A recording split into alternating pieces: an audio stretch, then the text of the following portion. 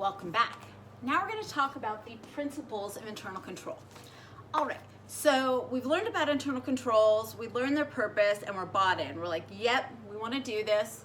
Now we need to design some controls. But, you know, okay, we'll go put some locks on the doors, but what else should we be thinking about? And these principles, there's 7 of them, they're really going to guide us in what are some things that we want to think about when we are designing our internal controls. Okay, so the first is establish responsibilities. Okay, have process documents that say here's who does what. If we say, hey, whoever's the last one to leave turns out the lights, and then the lights stay on all night, and then we're gonna go, I wasn't the last one to leave, I wasn't the last one to leave, right? But if the boss says, Jennifer, you're responsible for turning out the lights, then if those lights stay on, they know who to come back and talk to, okay? It's a lot more likely that things are gonna get done and done correctly if there's a specific person assigned to that responsibility. All right, number 2, maintain adequate records. That means that when we book a journal entry, we include any supporting documentation that tells us why we booked that, whether it's an invoice or we received a check or whatever, the utility bill, right? We attach that with the check stub when we actually pay it. So we keep all of that documentation. Maintaining adequate records also means that we have some sort of records retention system, okay? So we store documents either in boxes or better yet digitally online, and then maybe those records get stored in an off-site location so that we have some sort of a backup in case there's, you know, a power outage or a hurricane or whatever, an earthquake, whatever happens. Insure assets and bond key employees. Okay, so the first part of that is having insurance.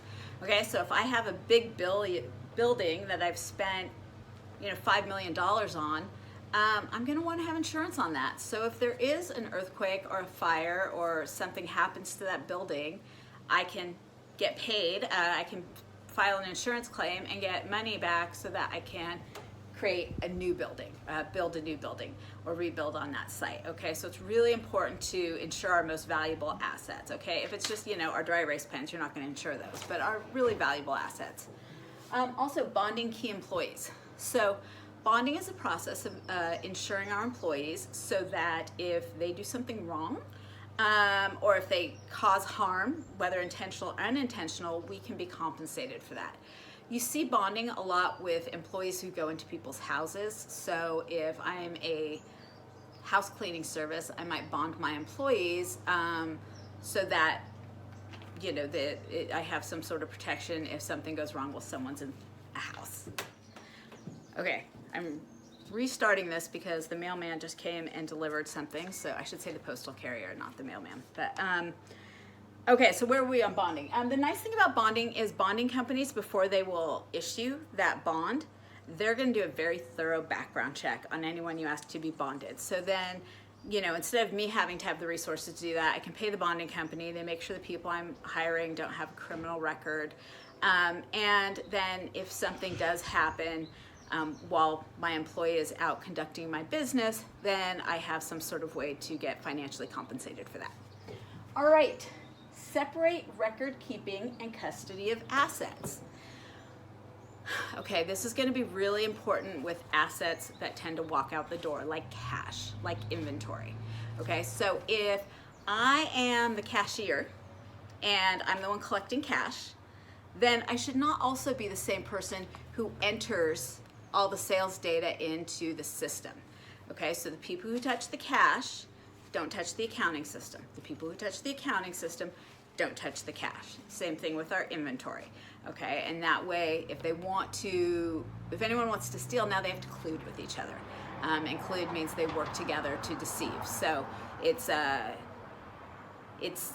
lot easier to convince yourself to commit fraud. It's a lot harder to convince your friend, or if they're not your friend. All right, divide responsibility for related transactions. Okay, so this is similar to the one before it, but it doesn't have to do with the physical custody. And you see this most commonly with cash. We also call this separation of duties, which is a term that is probably used more often than what we wrote here. I'm gonna stand over here so you can see it.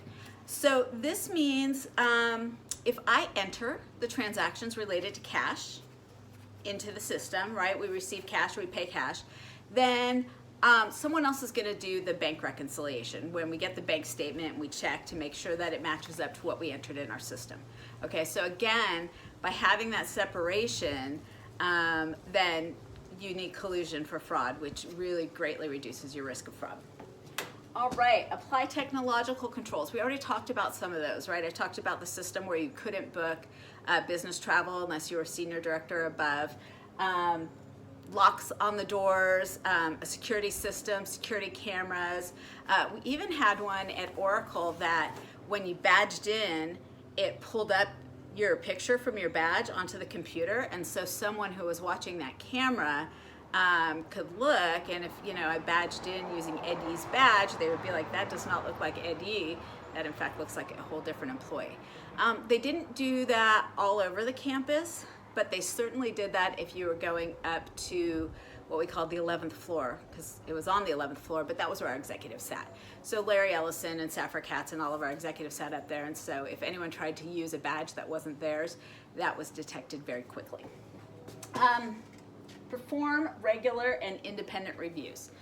Okay, so this actually became this is a best practice that became a requirement after Enron, which we're going to learn about later. Congress passed the Sarbanes-Oxley Act, and one of the requirements is that for public companies, you not only had to have internal controls, but you had to document them and test them. And this actually created a lot of work for accountants, so yay accounting, because we needed to hire people who could go and test those controls. So we would document the controls, and then you would have an independent team. So usually they reported directly to the controller or the CFO, so they didn't report to the people they were auditing, and they would just go around and they would test that your controls are working correctly. My favorite thing about this one is when we were first starting to do this, we hadn't hired in the Sarbanes-Oxley people, so they were just pulling other accountants. And I got pulled to go do this review at our shared service center in Dublin, Ireland. So that was the first time that Oracle paid me to get to go to Dublin, Ireland, and it was a really fun trip. But that was what I was doing. I was performing an independent review because I was reviewing people who I didn't report to, so I didn't have to worry about any sort of blowback if I found something wrong. And that was really the point of this.